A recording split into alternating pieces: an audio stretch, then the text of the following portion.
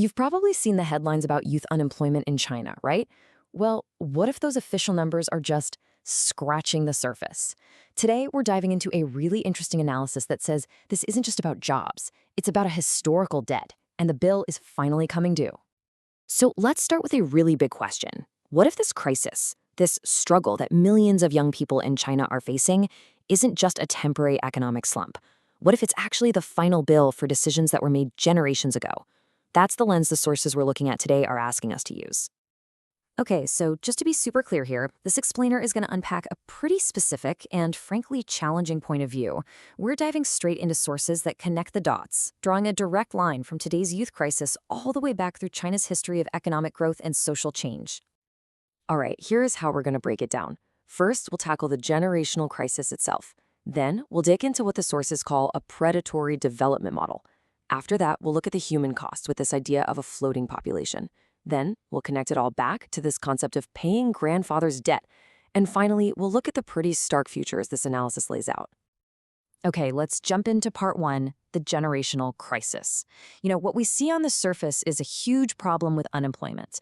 But what we're about to explore, according to these sources, is how the real roots of this thing go way, way deeper. And this quote, this is really the heart of the whole argument we're looking at. It's a pretty intense and provocative idea, isn't it? The claim is that today's jobless youth are, an anomaly, a demographic bubble created by political mistakes of the past. And now, their purpose, in a really grim way, is to pay back that historical debt. And this is a really, really important distinction to make. The argument here is not that this is just some temporary downturn that'll get better with a bit of economic growth. No. The sources are describing it as a structural dead end, a fundamental problem with the system itself, a system that created a massive group of people it now has no use for. So you gotta ask, how did things get to this point? How did China end up at this so-called dead end? Well, to get that, we have to look at the economic model that the sources say is responsible for this whole mess. They call it the predatory economic model. So what does predatory development actually mean? Well, according to these sources, it's an economic model where all the gains of today are basically achieved by eating up the resources of tomorrow. Think of it like this. It's all about extracting as much value as you can from the environment and the people. But the profits, they often get shipped overseas, right along with the families of the people who benefit. The sources say it's less like building a nation and more like, colonizing it from the inside. And here's how the sources break that model down into 5 key problems. First, you've got widespread environmental destruction. Second, massive spending on these vanity infrastructure projects, things that look impressive but don't really do much. Third, foreign investments that are more about politics than good business and are just soaked in corruption. Fourth, that corruption isn't just a few bad apples. It's systemic. It's everywhere. And fifth, you have a ruling class that's moving its money and its own kids abroad, which kind of tells you everything you need to know, right? And this right here, this is a perfect example of that corruption in action. The sources point to this case in Zimbabwe. China announced a donation of $136 million. But guess how much the finance minister in Zimbabwe said they actually got? Just $3.6 million. That gap, over $132 million, just vanished. It's presented as a really stark example of how this systemic graft works. But this economic model, it's not just about money or the environment. The sources argue it has a huge human cost. It's completely changed the fabric of society, creating something they call a sand-like society. And at the heart of it is this group, the floating population. The actual term is liumen, and it basically means the floating people. We're talking about millions and millions of individuals who are totally uprooted from community, from family, from tradition. The image the sources use is really powerful. They're like individual grains of sand, just adrift in a huge atomized social desert. So, what are the characteristics of this lumen group? Well, according to the sources, they lack any stable social foundation. There's no sense of belonging or community. They're driven by short-term opportunism, whatever it takes to get by today. And they're often the ones who've lost out in that intense, involutionary competition you hear about. This desperation, the argument goes, makes them more likely to break moral or legal boundaries just to survive. And here's the kicker.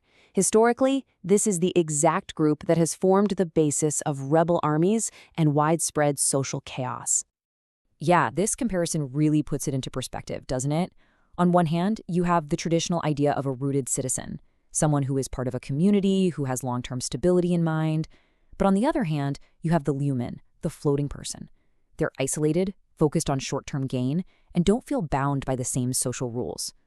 The sources argue that this shift from rooted to floating is one of the biggest social changes in China over the last few decades. Okay, so now we're getting to the very core of this whole analysis. The argument that all of this stuff we've talked about, the predatory economy, the floating population, the jobless kids, it's all a bill that's finally come due for decisions made a long, long time ago. This timeline basically lays out the whole historical domino effect. It all starts back in the 1950s with what the sources call the original sin, the Communist Party wiping out the country's own capitalist class. Fast forward to the 70s, and you have a massive population boom with no real jobs for them. Then in the 90s, foreign money comes pouring in and provides a temporary fix, turning this huge surplus of people into human batteries for the world's factories. But now, today, that foreign capital is pulling back, the human batteries are being unplugged, and that original problem of a massive jobless population is roaring back to life. Here's another really powerful metaphor the sources use. They describe China's recent growth not as some steady, organic thing, but as a quantum leap, like a virtual event that was created using energy borrowed from the future. And what happens when you borrow energy? Eventually, you have to pay it back. That's what's happening now. So, if this whole analysis is correct, where does all this lead? What's the end game? Well, the sources don't pull any punches here. They lay out two possible futures, and honestly, both of them are pretty grim. They basically see two paths forward, either a slow burn or a violent explosion. The slow burn is path A, the human battery. The idea is the population just gets quietly consumed by overwork and stress, people stop having kids because they can't afford them, and things just decline. Path B is what they call the Zhongxian-Zong scenario. This is the violent explosion, where the massive Liaoming population turns on itself, leading to total societal collapse. Now, to get what that second path means, you need to know who this Zhang Shanzong guy was. He was a rebel leader back in the late Ming Dynasty, and he's basically infamous for being unbelievably brutal and violent. So in this analysis, his name isn't just a historical reference, it's a symbol, a kind of shorthand for a recurring cycle of brutal, population-destroying violence that these sources say happens in China whenever the state loses control. And they argue this isn't just some crazy theory they made up. They point to the data from Chinese history. Look at this. During these major dynastic collapses, the population losses were just staggering. We're talking 70%, 80%, even 91% of the population wiped out. They're saying, look, this has happened before. There's a historical precedent for this cycle. This final quote really sums up the whole worldview of these sources. In this game, if you extend the timeline to 5 years or more, everyone is a loser. It's this idea that the system is so fundamentally broken that in the long run, nobody wins. Everyone, from the very top to the very bottom, is trapped in the same game, and it's a game everyone's destined to lose. So at the end of the day, the picture these sources paint is one of a powerful, almost inescapable historical cycle. A debt was run up generations ago, and now it's being paid back. So the final, really unsettling question they leave us with isn't just, can these young people find jobs? It's much bigger than that. It's, can a historical cycle like this ever truly be broken?